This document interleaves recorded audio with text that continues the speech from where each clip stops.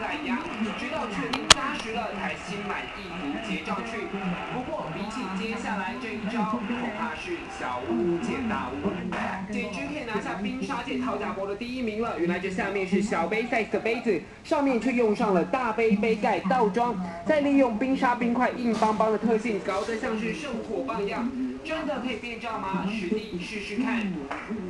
可能因为少了便利商店冰沙机的压力，这冰沙圣火怎么样都不成型。太夸张了，真的也太不好意思，把它融化掉一定会溢出来啊。但再看个仔细，国内便利商店冰沙杯是黑色卡通造型，这个冰沙界讨价博的冠军可能是在外国。其实网络上千奇百怪的招数可不止这几款。